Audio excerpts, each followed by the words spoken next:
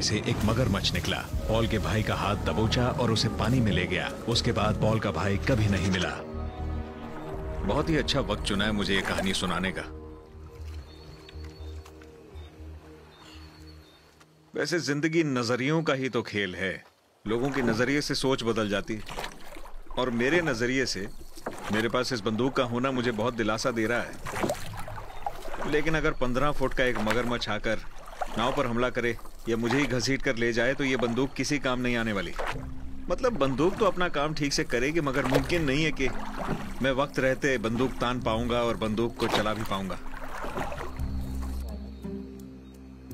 मुझे इस टूटी फूटी नाव पर बैठने की आदत हो गई है, मगर इस बात को सोच सोच कर मुझे डर लग रहा है कि इस गहरे काले पानी में क्या है। ऊपर से यह नाव बहुत ज्यादा स्थिर भी नहीं है। 8000 सालों से डग आउट कनूज बिल्कुल भी नहीं बदली हैं। ये बहुत भारी और बहुत अस्थिर होती हैं। हालांकि यहाँ के लोग पानी में ही पले बढ़े हैं और ये इस नाव को संभालना जानते हैं। इसमें संतुलन बनाना आसान लगता है, मगर है नहीं। ये पानी, ऊपर से ये मगरमच्छ हमसे सिर्फ 6 इंच की दूरी पर होते हैं।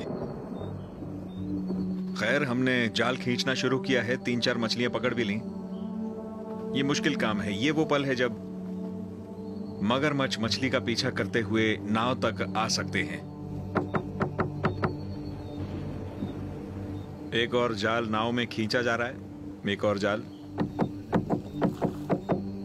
इससे मुझे बहुत ज्यादा खुशी नहीं हो रही। नाव पे इस तरह चप्पू बजाना ताकि मगरमच्छ भाग जाए। मछुआरे अपने जाल खींचते गए और नाव को पीटते गए, और मैं सोच रहा हूं कि इस वक्त मेरी नाव के नीचे क्या हो सकता है।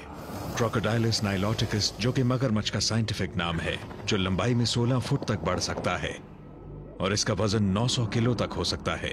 ये ज्यादातर मछलियों और जंगली जानवरों को खाकर जीता है, मगर मौका मिलने पर वो खाने के लिए इंसानों का भी शिकार कर सकते हैं।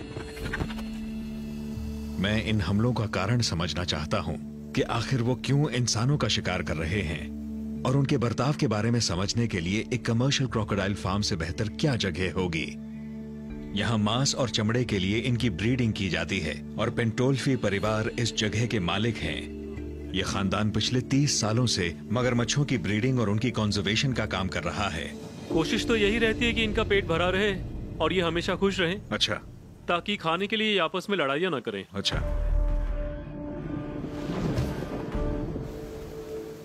तो यहाँ पर अभी इनके खाने का टाइम हो गया है।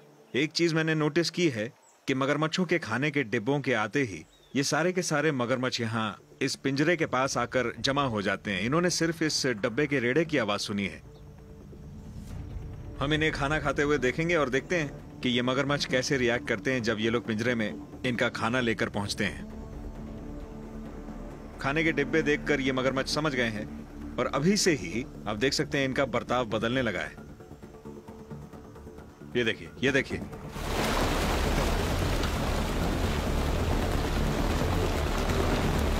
खाने के डब्बों को देखते ही इन मगरमच्छों को पता चल गया कि उनमें खाना है, यानी ये खाने को चीजों से जोड़ पाते हैं। जरा इन मगरमच्छों की रफ्तार तो देखिए। देखिए ये कैसे खाने की तरफ झपट रहे हैं। हमें वाकई अपने पैरों का ख्याल रखना चाहिए। ये पलक झपकते ही मेरे पैर को चबा डालेंगे। इन्हें मैं भी खाना ही लगता हूँ। हमारे पीछे रहना।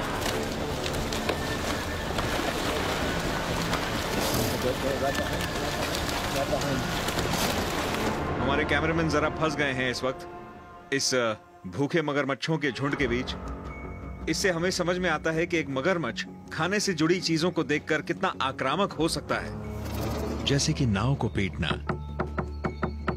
मछुआरों को लगता है कि इससे मगरमच्छ डर जाएगा।